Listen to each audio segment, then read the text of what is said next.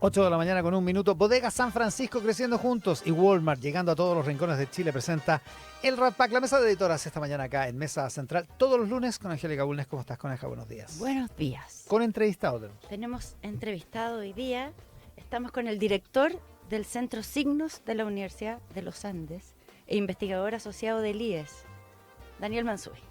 Nuestro Daniel Mansuy. Nuestro Daniel Mansuy, panelista de Tele 13 Que lo tenemos Radio. a préstamo ahí como director del Centro Signos. No sabía que eras director del claro, Centro Signos. Muy importante. Bastante tiempo. Hace tiempo. Algún tiempo. Daniel, bienvenido. Muchas gracias y por no es estar bien. Ahora, ¿por qué? Bueno, ¿por qué ¿Por no qué está pudimos acá? aguantar Eso. hasta el viernes?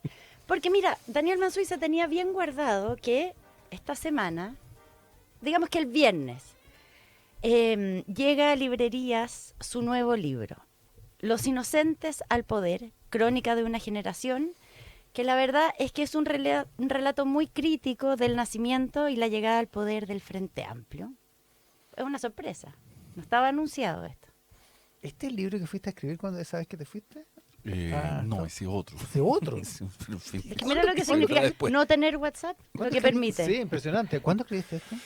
Eso lo escribí entre marzo y mayo de este año, diría Ya. yo. Sí, entre marzo y mayo de este año. Había investigado un poco antes, pero la escritura misma entre marzo y mayo de este año. Sí. Demora, sí. Ya, a ver, partamos por la portada, que ha llamado, entre los que han visto el libro, que recién empieza a llegar a manos de algunos, ha llamado mucho la atención que Los Inocentes al Poder y ahí abajo una ovejita, un tierno corderito. ¿Cómo entendemos eso? ¿Cordero de Dios, lobo con piel de oveja? Obviamente tiene una dimensión irónica, pero tiene que ver precisamente con el título o una de las tesis, quizá la tesis central que cruza el libro, que es Lo inocente al poder. Quiere decir, bueno, esta generación que nos gobierna se caracteriza, entre otras cosas, porque tiene muchos otros rasgos, ¿no?, por nunca asumirse plenamente como involucrados con la realidad, involucrados con las dinámicas propias del poder y siempre querer permanecer libres de los efectos nocivos que también tiene el poder. Entonces la portada alude un poco a esa dimensión extraña que tiene una generación que lleva 3 años gobernando y sin embargo quiere seguir haciéndonos creer que no está gobernando o que en todo caso no ha sido ensuciada por la dinámica del poder, lo que es imposible, evidentemente. No es inocencia en el sentido de sacrificio salvífico. Digamos. No es esa la dimensión. No son corderos pascuales. No. Precisamente. No es precisamente eso, exactamente. Es inocencia más bien, o sea, este es el hilo o la tesis que recorre todo el libro. Es inocencia más bien entendida como no hacerse cargo de las consecuencias, ¿o no? Claro, por ejemplo, yo había terminado el libro antes, así que no lo pude incluir, pero lo habría incluido con gusto, digamos, el spot famoso que ha generado tanta discusión, digamos, sobre la mesa del poder. Hay una generación que lleva 4, algunos de ellos 8 años en el Parlamento, 3 años en el gobierno. En el gobierno quiere decir con el poder ejecutivo a tu cargo, con todo lo que eso significa, o sea, llenando el Estado con tus propios funcionarios, tus cercanos, ganaron las elecciones, no lo objeto, ¿no? Y sin embargo, para ganar la siguiente presidencial, el candidato del continuismo, que es el candidato Gonzalo Winter del Frente Amplio, te representa la mesa del poder como si el poder fuera ajeno a ellos. Este es el fenómeno que me interesa, ¿no? Como si ellos no tuvieran poder, como si ellos no formaran parte de los poderosos. Eso es algo que a mí me llama mucho la atención, es lo que trato de explicar en el libro, no sé si es que lo logro, los lectores juzgarán, pero es muy extraño estar gobernando, tener al presidente de la República, con todo el aparataje simbólico y real que eso significa, y seguir pensando que los poderosos son otros. Es el fenómeno que me intriga, porque realmente me intriga ya no tan solo desde el punto de vista político, sino como una cosa como de psicología política, por decirlo así, que tiene que pasar, digamos, por tu cabeza para que tú pienses que siempre los poderosos son otros. Aunque lleves tantos años arriba de la pelota, con poder real, efectivo ahora, pero cuando estuvieron en la oposición también tenían mucho poder, por favor, tenían poder de otro tipo, pero tenían mucho poder, mediático, cultural, lo que uno quiere llamar. Entonces, ¿por qué en la mesa del poder aparecen siempre otros? Es como si la responsabilidad de los males del país fueran siempre de otros y no de los que están gobernando. Por favor, no son los únicos responsables, sin ser tener una historia larga, no lo quiero culpar de todo, porque eso sería O sea, más bien, sería de mala fe. Es sumamente crítico, para empezar con el Frente Amplio, pero también con lo que fue la concertación y cómo se comportó ante la emergencia del Frente Amplio, y con la derecha también, a la que muestra como ocupando un papel como irrelevante. O sea, la explicación larga, porque el libro parte con el 2011 y alguna alusión al 2006, de hecho, efectivamente es interesante mirar que ellos llegan y les va bien y se instalan porque hay un un vacío ideológico, un vacío intelectual, un vacío político. Y la derecha no tiene respuestas para la emergencia de la nueva generación cuando gobierna Sebastián Piñera en el 2011 y la Concertación tampoco las tiene. Y por tanto yo siempre he pensado, yo soy muy crítico de este gobierno, ¿no? Pero siempre he pensado que si este gobierno llegó, o Gabriel Boric ganó por un vacío, también para entender lo que pasa hay que preguntarse por qué otros sectores políticos produjeron o permitieron que se produjera ese vacío tan grande. Claro, o se quedaron sin respuesta política como en el 2011. Y eso es parte del fenómeno. Yo no tengo nada contra ella, no es nada personal, pero ¿por qué la vieja Concertación encontró una candidata tan frágil como Yanna Proboste para enfrentar a Gabriel Boric y no hubo una candidatura más robusta que le hiciera el peso? Estamos de acuerdo en que no le hizo el peso, ¿no? Entonces no le hizo el peso por causas estructurales. Esto no es personal, por favor. Entonces es muy interesante indagar por qué causas estructurales la vieja Concertación se quedó sin respuesta y rendida frente al fenómeno de la nueva generación. Una generación que, ojo, la anterior había luchado contra la dictadura, había recuperado la democracia, había logrado tener una transición pacífica, o sea, tenía galones en el cuerpo, había hecho cosas, ¿no? Y sin embargo, en el 2011 se encontró sin respuesta alguna frente a la emergencia de la nueva generación. Como que se quedó sin músculo. Se quedó sin músculo y sin voz. Déjame devolverme un segundo a esta idea de que por qué los poderosos siempre son otros. Es un factor, en tu opinión, generacional, es decir, de todo grupo que es joven en el poder, o es un factor distintivo de este grupo en el poder. Yo creo que es generacional en un sentido y distintivo en otro. Generacional porque cuando tú estás fuera del poder siempre está esa tentación, ¿no? Yo soy lo nuevo, yo vengo aquí a hacerlo, ok. Pero cuando llevas 3 años en el poder y sigues pensando que los poderosos son otros, ahí yo creo que esto es distintivo, porque eso sí que es, a mi juicio, completamente extraño. Estar gobernando y no hacerte cargo de que tú eres responsable de las cosas que pasan en el país, y que si hay poderosos que están haciendo las cosas mal, bueno, tu deber es corregirlos, no es denunciarlos. Esta es otra forma de decirlo, ¿no? Están siempre en el registro de la denuncia y nunca de la acción. Y por eso que la candidatura o ese spot de Winter es tan llamativo, porque es oficialista en un sentido, pero por otro lado es plenamente opositor a todo lo que hay. No asume ninguna vocación de gobierno. Y cuando uno se gobierna, en algún sentido, se mancha, porque la política es así. Todo esto sumado no es algo que yo desarrollo en el libro, pero si uno le pone que esta nueva generación ha tenido problemas de corrupción, tiene una diputada desaforada, digamos, hay mucha plata que no sabemos dónde está, la cosa se vuelve todavía más extraña. O sea, tampoco es que hayan sido impolutos, porque nadie puede serlo en política completamente. Estamos hablando con Ariel Mansuy sobre Los inocentes al poder, crónica de una generación, que es su nuevo libro que aparece esta semana en librerías. El libro parte con 2 capítulos muy críticos sobre el presidente Boric, pero en específico sobre la conferencia de prensa que él da en el contexto del caso Monsalve, la famosa conferencia de los 53 minutos.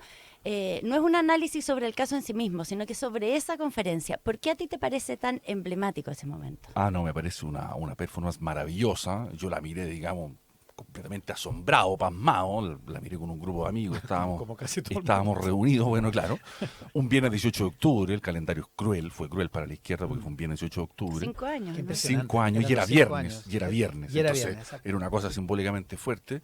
Y lo que el presidente quiere hacer ahí, o lo que me pasmó ahí, estas cosas me pasaron por la cabeza mientras lo miraba, ¿no?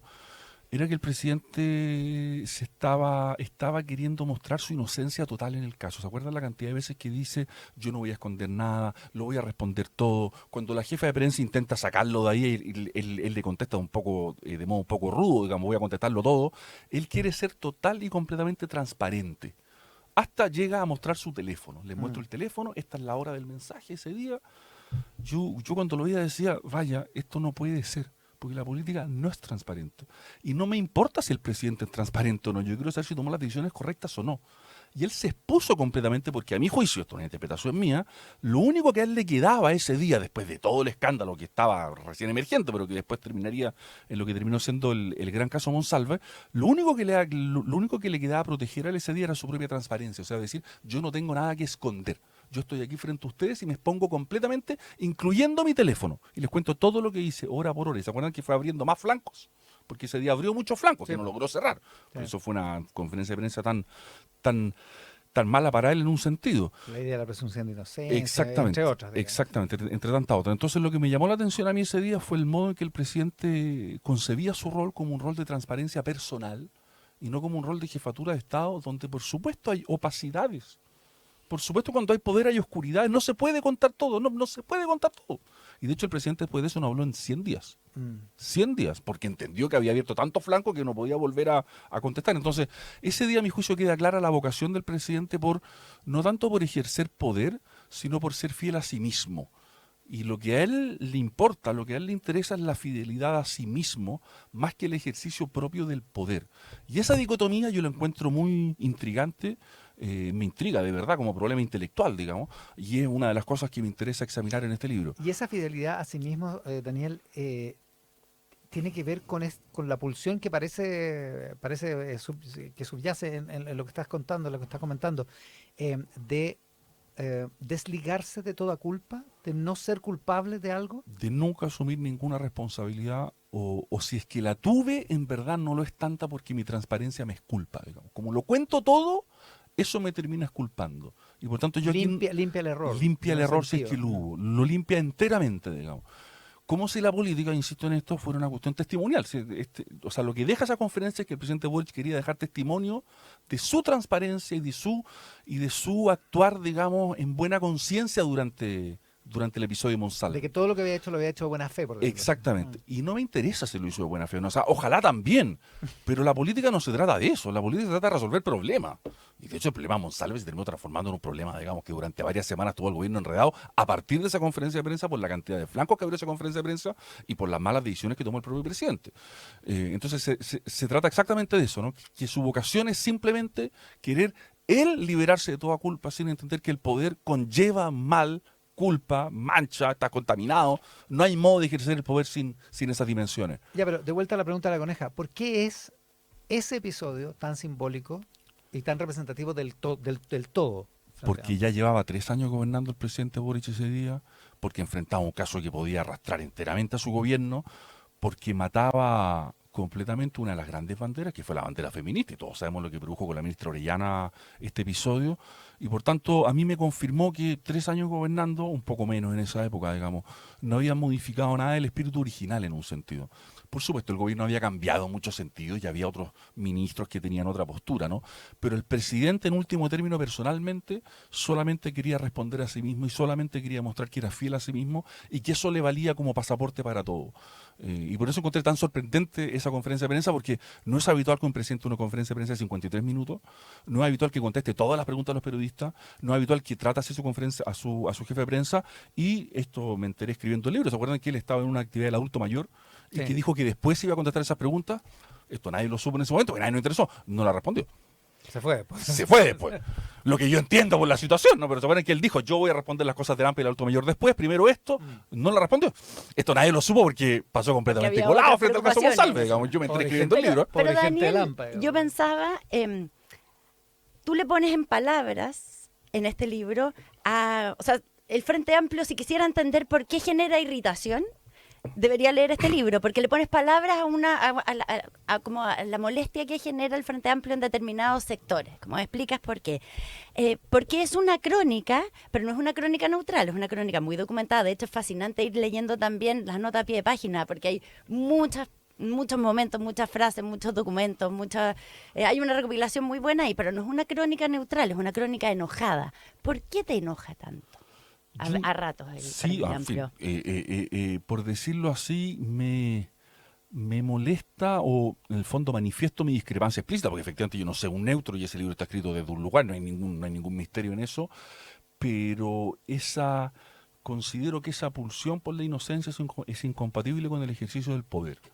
Y me parece que los problemas de su gobierno están íntimamente ligados al hecho de que no quieren asumir las consecuencias del poder. Y por eso que ni siquiera, por formularlo así, ¿no?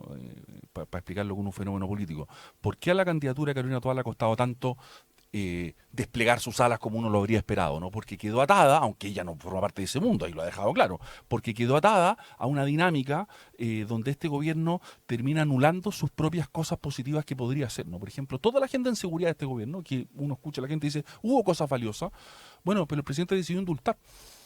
Y como el presidente decidió indultar, todo lo valioso que estaba haciendo en seguridad, o todo lo valioso que hizo en seguridad, quedó multiplicado por 0. Porque la política se trata de generar un espacio desde el cual comunicar, ¿no?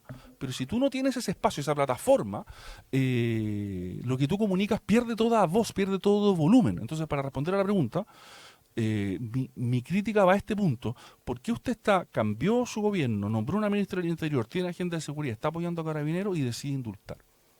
Porque quiere ser fiel a su propia pulsión, porque usted había prometido el indulto, porque era una parte del así llamado octubrismo en ese minuto, y no se puede evitar indultar. Quiere hacerlo, porque ustedes lo recuerdan como periodistas que son, y ese día les tiene que haber tocado un 31 de diciembre, 2, 3 de la tarde, ¿no? Cuando ya estábamos todos, digamos, en otra, porque quiere que pase más o menos, pero no lo logró, por supuesto. Pero ¿por qué quiere indultar? Esto es una pregunta muy interesante, ¿no? ¿Por qué el presidente dinamita los esfuerzos de su ministra del Interior de su propio gobierno? Eso es una cosa que a mí todavía no me entra bien en la cabeza, ¿no? ¿Por qué quiere indultar? Porque quiere demostrar que sigue siendo en algún sentido fiel a sí mismo y que no ha traicionado al dirigente que prometió el indulto. Y no puede convivir con la idea de que se ha traicionado a sí mismo. Y la política, lamento comunicarlo a los jóvenes idealistas, digamos, consiste en traicionarse constantemente a sí mismo. No por el mero gusto de la traición, ¿no? Sino porque ejercer poder supone transar, negociar, renunciar y ser muy distinto al dirigente joven que fuiste antes, digamos. Y eso al presidente le cuesta mucho. Por eso anda esto, otro episodio que cuento en el libro, ¿no? Que es muy llamativo que el presidente se suma a protestas contra su gobierno. Y ande con megáfono en la calle. Sale con un megáfono. Claro, ese episodio. ¿Pero qué quiere decir eso? Perdón, quizás yo soy viejo estilo y aprendí política con otros códigos, digamos. ¿Pero qué quiere decir eso de salir un megáfono con la calle? Quiere estar unido al movimiento social, porque esta es la vocación original del Frente Amplio, ¿no? Sin entender que cuando tú eres presidente ya no formas parte del movimiento social, porque por definición estás en otro lugar. Pero él quisiera fusionarse con la masa con un megáfono. Es un fenómeno también que a mí me parece extraordinario, ¿no? El presidente de la República apoyando protestas contra su gobierno, se ponen contra las matronas unos meses, y otras veces con un megáfono en la calle, y uno dice, su pulsión es estar en la calle, y usted tiene derecho a estar en la calle, por supuesto, pero lo que no tiene derecho, creo yo, es estar en la calle al mismo tiempo de ser presidente de la República, recibir honores de la Guardia Presidencial, de estar en la parada militar, tener todo el poder del Estado. Esas dos cosas, a mi juicio, son Claro, tú ahí incompatibles. planteas que hay como una situación imposible. Una situación imposible, donde no se hace bien ni lo uno ni lo otro, porque el movimiento social no lo reconoce como tal por motivos evidentes, pero donde que tampoco está dispuesto a asumir todas las consecuencias que ejercer el poder, que te quitan el derecho, por favor, si eres presidente de la República, te quitan el derecho a salir a la calle con megáfono, porque no es tu papel, no es tu rol. Y en ese sentido el presidente, junto con su grupo, junto con el Frente Amplio, han seguido la misma deriva, digamos, a juzgar por la franja de la propaganda de la candidatura del Frente Amplio. De ¿no? hecho, el presidente ha elaborado algunas reflexiones, pocas, pero algunas, por ejemplo, en el funeral del expresidente Piñera, que no han sido seguidas por su gente. O sea, el presidente ha hecho más que su partido, y su partido es más reacio aún. Y si ustedes recuerdan, cuando el presidente da esas declaraciones en el funeral del expresidente Piñera, en el Frente Amplio no lo siguieron mucho. Dijeron, sí, no, pero la verdad es que no. Y por tanto, al Frente Amplio, a los dirigentes del Frente Amplio les cuesta todavía más, digamos. Y el spot, los spots, porque no es solo uno. En general, la franja de Gonzalo Winter es muy reveladora de que es una franja en la cual tú la ves y no te imaginas que es el candidato oficialista de continuidad que está gobernando. Pero Si es que no te lo cuentan. En la candidatura de Gonzalo Winter, ¿es el Frente Amplio que viene o el que fue? O sea, ¿estamos volviendo para atrás? Es ¿O que- es con el haber procesado haber estado en el gobierno? A mí la sensación que me da es que están haciendo una franja igual a la que habrían hecho hace 4 u 8 años. Y sería interesante compararla con la de Gabriel Boric. Yo no he hecho ese ejercicio porque esto lo había terminado antes, digamos. O la de Beatriz Sánchez hace 8 años, digamos. Y me parece que son franjas muy parecidas. Y si es que es plausible lo que digo, que habría que ir a confirmarlo, quiere decir que estamos más bien volviendo atrás. Y esta era la indignación de Carolina Toá cuando le decía, bueno, pero es que ustedes como que no hubieran aprendido nada, ¿no? Porque esa franja da la impresión de que hubieran estado en la oposición. Hablemos un segundo de Carolina Toá, porque Carolina Toá aparece muchas veces en el libro, o sea, como en todo el proceso, ocupando distintos lugares ella, pero también como con una mirada que no me queda del todo claro qué rol ha jugado Carolina Toá en todo el proceso, no meramente en este gobierno. Claro, por ejemplo, Carolina Toá es una de las anfitrionas, digamos, cuando se bajan los candidatos de la concertación Nueva Mayoría para liberarle el cupo a Giorgio Jackson, en aquella mítica negociación, digamos, que Giorgio Jackson niega que haya sido una negociación, pero da lo mismo. Exacto, ahí está Carolina Toá. 2017. Ahí está Carolina Toá facilitando eso como alcaldesa de Santiago, que era el distrito por donde iba Giorgio Jackson. Ella está en ese evento un poco como anfitriona, así que esta historia es larga para atrás. Dicho eso, Carolina Toá siempre ha sido relativamente crítica, digamos, de las tesis más duras del Frente Amplio, pero decidió asumir y echarse al hombro el Ministerio del Interior después del plebiscito.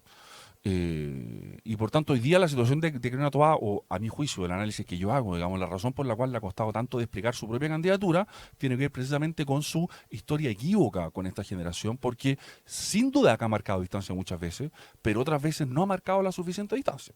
Y por tanto, no sabemos muy bien desde dónde habla. Pero efectivamente es una dirigente que ha estado en toda esta historia desde el minuto uno, digamos, Claro. desde esa negociación. Que fue el 2013, y es bien simbólico Sí. porque todo lo que pasó el 2013, posteriormente al 2013, es que llega George Jackson a la Cámara, no es el único, también llega Boric en ese periodo, en esa elección parlamentaria, em, y algunos dirigentes del Frente Amplio entran al gobierno. Sin embargo, el Sí. Frente Amplio se mantiene como independiente, fuera de la nueva mayoría, con tono crítico respecto a Bachelet. Tal vez ahí tendría que haber pispado la ex concertación que esto no iba a fructificar. Ahí tienes Digamos. dos posturas. Una es la de Boric, que se mantiene afuera, y tienes la de RD, que acuña este concepto que me parece fascinante también, maravilloso, ¿no? Colaboración crítica. Mm. ¿Qué significa eso? Estamos para colaborar, pero no nos hacemos cargo de nada. Porque si es que tenemos diferencias, estamos afuera. Y de hecho, si uno habla con los dirigentes de ese gobierno, el voto de Jackson en el Congreso no estaba asegurado para nada, digamos, en una mayoría tan frágil que había en esa No. época. ¿Se acuerdan? O sea, uno habla con los ministros y te dicen, el voto de Jackson no era fácil de obtener, digamos, no es que uno lo tuviera. Y colaboración crítica significaba, miren, estamos adentro, tenemos cargo, ganamos sueldo. Y sin embargo, no nos hacemos cargo. Y eso pasaba en el Ministerio de Educación El y en Ministerio de y en la Educación. Municipalidad de Providencia. por Exactamente. ejemplo. ¿Qué significa eso? Ahora, a mi juicio, ¿quién es el responsable de eso? Bueno, Michelle Bachelet y Nicolás Aguirre, ministro de Educación, que permitieron tener funcionarios en el gobierno que no eran leales al gobierno, que no eran completamente leales. ¿Por qué hicieron eso? Esto es interesante, porque querían darle espacio porque pensaban que los podían cooptar. Si este era un negocio, Nicolás Aguirre no es ingenuo, ¿no? Lo hace porque cree que así los puede cooptar y los puede integrar, sin entender que lo que iba a ocurrir era exactamente lo contrario, digamos, que los usaron a ellos y cuando la nueva mayoría empezó a irse por el suelo por muchos motivos, ellos decidieron salir, los costos no son nuestros, las reformas eran de ellos, pero no se hicieron cargo y levantaron un proyecto por el lado. O sea, quien ganó en ese juego fueron los más jóvenes. Pero esto fue permitido por Michelle Bachelet y por Nicolás Aguirre. Es más, fue promovido por ellos. ¿Y hoy día eso ha cambiado? La relación de los mayores Eh, con respecto a los más jóvenes, que ya no son tan jóvenes.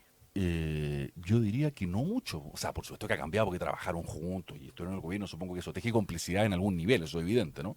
Pero cuando uno ve las diferencias que han emergido en la primaria, es como si la vieja disputa hubiera salido enteramente a la luz, ¿no? Como si el gobierno, como si el agua y el aceite se hubieran vuelto a separar. Yo no veo una cultura de coalición, no veo una cultura de construir un proyecto común en el futuro, que el sueño del presidente Boric es lo que él quería hacer, por muy buenos motivos además. Pero las disputas que han habido en la primaria, los spots de la campaña de Winter, la manera en la que se han tratado, no en el debate de ayer, porque fue más tranquilo, pero en otros debates, ha sido extraordinariamente dura, digamos. Yo no veo mucha confianza entre esos dos mundos, lo que resulta muy llamativo después de estar gobernando juntos tanto tiempo. Ya estamos con Daniel Mansuy sobre su nuevo libro, Los Inocentes al Poder, crónica de una generación, sobre la trayectoria del Frente Amplio. En esa misma lógica, ¿qué va a pasar con el Frente Amplio? ¿Qué podría pasar con el Frente Amplio? ¿Tendría que correr un destino similar al de Podemos en España, que finalmente decidió nunca transar con el Partido Socialista y cuando entró al gobierno entró también con cierto resquemor? Y bueno, terminó pulverizándose, digamos, y dividiéndose y cambiando de nombre, cambiando de piel y todo eso, o se va a mantener como lo que hemos conocido hasta ahora, como una parte bien fundamental de una coalición que aspira a gobernar, digamos. Yo creo que por el sistema político chileno van a seguir siendo un partido importante, pueden seguir ganando elecciones, de hecho esto no es un pronóstico electoral de ningún tipo, porque para eso tienen talento y lo saben hacer, pero el futuro del Frente Amplio depende mucho de lo que quiera hacer el presidente Gabriel Boric. O sea, el presidente Gabriel Boric, cuando deje el poder, ¿qué va a querer hacer? ¿Va a querer liderar al Frente Amplio? ¿Va a querer construir una unidad de izquierda más amplia? ¿Se va a virar un tiempo? Porque el poder, supongo, también cansa, digamos, irá un par de años ahí lejos. Si es que el presidente Boric no está en esto, yo creo que el Frente Amplio va a seguir una lógica muy, muy dinamitadora de la unidad de la izquierda, porque está muy en su ADN. Está muy en su ADN y está muy en su primer reflejo, como su primera reacción, ¿no? La lucha generacional sigue presente, por decir, la lucha por la hegemonía en la izquierda sigue presente. Si el presidente Boric decidiera jugar un papel, yo creo que él tiene más presente que sus amigos, que sus correligionarios, la necesidad de la unidad de la izquierda, esto podría ser algo distinto. Algo distinto, lo digo solamente, algo distinto. O sea, depende un poco, creo yo, del papel que quiera jugar el propio presidente en el futuro inmediato respecto a su propio partido y las propias coaliciones que otra cosa, como aquí he dicho muchas veces Alfredo Yañant, no tiene nombre, lo que sigue siendo muy llamativo. A mí estas cosas me importan mucho. O sea, cuando las cosas tú no las puedes nombrar, esto no es anecdótico, tú tienes un problema con las cosas que no tienen nombre, no es porque no, es porque pasa algo grave, no es meramente, no es un problema meramente instrumental, digamos, tú no lo puedes llamar, digamos. No, hay una Por entidad eso- no definida. digamos. claro. Por eso eres director de un centro que se llama Signos. Exactamente. Muy Pero, bien visto. Daniel, mira, cuando yo leía el libro de Allende, muchas veces sentí que en ese libro tú le estabas hablando al Frente Amplio o incluso directamente al presidente Boric. Sentía que él estaba, y él recogió el guante, porque él tomó tu libro, lo mencionó, de hecho fue un problema para Un él. problema para él. Fue un Sí. problema. Yo se lo agradezco, pero fue un problema para él. Entonces pensaba yo, porque ahora es abiertamente un libro para el Frente Amplio, ¿cuánto de tu propia trayectoria intelectual está determinada por el Frente Amplio? Pensaba yo, Daniel Mansuy sería otro si no hubiera habido un Frente Amplio y a ese Frente Amplio no le hubiera ido como le fue y el presidente Boric hubiera terminado siendo presidente. ¿Qué piensas tú? No, sin duda. O sea, yo empecé a escribir en la prensa un poco antes de que me eligiera el Frente Amplio, año 2009, 2010, si mal no recuerdo. Yo vivía fuera de Chile en esa época. Y por tanto mi trayectoria, por decirlo así, perdón por formularlo así, pero como comentador u observador político, está enteramente marcada por la emergencia del Frente Amplio, porque pertenezco, yo soy un poco más viejo, no soy de la generación de ellos, ¿no? Pero en cuanto a observador, claro, todo lo que he escrito y todo lo que he mirado en los últimos 15 años está marcado por el Frente Amplio. Eso sí, yo creo que es importante que yo no los conocí personalmente, no estudié ni en la Universidad Católica ni en la Universidad de Chile. Conocí en los años 90 un poco la zurda en Valparaíso, que existía en la Universidad de Valparaíso algo de la zurda. El 2011 además estaba fuera de Chile, por tanto eso yo lo viví de lejos, pero sin duda que en el fondo lo que he hecho yo como observador o como comentador de la política es una convivencia con ellos y lo he observado durante mucho tiempo, lo he leído durante mucho tiempo, lo he mirado durante mucho tiempo, me asombraron un minuto, me han decepcionado en otro momento, pero le he seguido la pista hace muchos años, insisto, sin conocerlos personalmente porque no estudié ni en la Católica ni en la Chile, que es donde esos movimientos más se dieron, ni estudié en Santiago, de hecho, y por tanto es más bien es un examen que no es personal en el sentido que yo no tengo una experiencia directa de ellos, sino a partir de las cosas que han dicho, a partir de las cosas que han propuesto, a partir de su acción política. Ahora, no, es que una cosa, si ustedes creen que con este libro Daniel Mansuy va a causar controversia, es que no saben que viene otro. El otro. También se está publicando por estos días. Deshacer el cuerpo, que es una obra colectiva entre Josefina Arauz, Daniel Mansuy, Catalina Siles, Manfred Svensson. 4 objeciones a la agenda trans. ¿De qué se trata esto, Daniel? Ese es un libro que me cambia el switch de mi cabeza, porque es un tema un poco distinto, que en algún sentido están conectados. Es un libro que surge por el año pasado, ¿se acuerdan cuando se dio esta discusión a partir de un reportaje que apareció en Bio Bio de Sabine Drisdale? Me acuerdo, estábamos Sí. acá y tú lo trajiste como joyita. Exactamente, respecto del hecho de que los programas de atención a niños trans estaban derivando en muchos casos en hormonación de niños menores de edad y a veces en operaciones de reasignación de sexo. Lo que a nosotros nos pareció en ese libro que publica el IES, que nos pareció extraordinariamente delicado, o que había problemas en esa tesis, ¿no? Que es la tesis transafirmativa, ¿no? Que es decir, bueno, cuando un niño manifiesta cierta intención o ciertas dudas respecto de su identidad en este sentido, hay que solamente afirmar eso y ir con todo en esa dirección, cuestión que ha sido objetada en muchos países, muchos de ellos muy progresistas, como Inglaterra, Suecia, Francia, digamos, ha sido muy discutido en Europa. Y por tanto ese libro intenta reflexionar o interrogar la tesis afirmativa, ¿no? ¿En qué sentido es razonable? Por formularlo así, del modo más grueso. Yo entiendo que esto es delicado y es muy sensible, así que es un libro que quiere tomarse en serio eso también, no un libro... Lo vamos a comentar y analizar en su momento. No un libro que quiera ser agresivo, aunque tiene tesis, digamos, que son fuertes, ¿no? Sí, pues. No nos parece razonable, para decirlo en castellano muy simplemente, no nos parece razonable que frente a la manifestación de un problema de este tipo, o de una sintomatología de este tipo de un niño, aplicarle hormonas operarlo, digamos, para hacer un cambio de género, porque nos parece que el problema de la relación con el cuerpo, una pregunta filosófica, es más complicado que eso. Segunda dimensión de la pregunta, ¿no? ¿Es razonable que en un podio deportivo de deporte femenino hayan deportistas que nacieron con género masculino, digamos, o con sexo masculino y que después derivaron o transitaron hacia la feminidad? ¿Es razonable eso? ¿No implica quitarle a las mujeres el poder competir entre ellas, digamos? Yo sé que todo esto es muy polémico. Es súper controvertido, por eso... Pero nos interesa libro formular la pregunta. Va a profundizar la Exactamente. Como el controversia. informe Nos interesa- CAS en exacto. versión chilena. Es menos científico en el Claro. sentido que no está con datos empíricos, una reflexión más bien filosófica, aunque hay datos empíricos, pero nos interesa, este sería el punto, nos interesa al menos ser capaces de darnos cuenta que es muy importante formular la pregunta, porque la respuesta no es evidente. No es para nada evidente que uno tenga que darle tratamiento a niños que son irreversibles, por tanto cuyo consentimiento es dudoso, porque a los niños no los dejamos hacer muchas cosas, digamos, y con muy buenas razones. Y por tanto es dudoso que un niño uno le pueda aplicar tratamientos que son irreversibles, que tienen consecuencias de muy largo plazo, como por ejemplo la esterilidad. Y también es muy discutible, creo yo, pero yo entiendo que es discutible, por favor, no entiendo que hay un problema, que hay una controversia. También me parece muy discutible que, por ejemplo, en el deporte o, por ejemplo, en las cárceles han habido episodios en Europa, digamos, muy serios, qué es lo que se tiene que hacer frente a este fenómeno en esos casos, ¿no? Y ese libro quiere interrogar esa dimensión del problema, ¿no? Claro, particularmente en el capítulo tuyo donde hace una pregunta que es, en un sentido, difícil de hacer. ¿Es una mujer o un hombre trans considerable una mujer o un hombre? Y esa Efectivamente. es una pregunta asaz polémica. Digamos, Es una pregunta muy polémica, pero yo creo que merece ser formulada. Eso se llama Deshacer el cuerpo. ¿Y que es esta un ya está en libro- librería? Ese ya está en librería, sí. Este es del Sí. IES y Los Inocentes al Poder llega el viernes. Llega a fines de Sí, esta semana sí. llega a pero librerías está- para quien sí, quiera. Sí, está en sí. preventa ya. Así que Está en Los preventa, Inocentes al Poder, efectivamente. crónica de una generación, el libro que ha traído Daniel Mansuyo el lunes acá al programa. Daniel, muchísimas gracias por estar con nosotros. Gracias a ustedes, por favor. Felicitaciones por tanta productividad. Lo que hace no tener editorial. WhatsApp, aunque yo le tenga que mandar mensajes de humo cuando quiero hablar con él. Sí, ese es un dato que podemos compartir con el público. Daniel Mansuy no usa WhatsApp.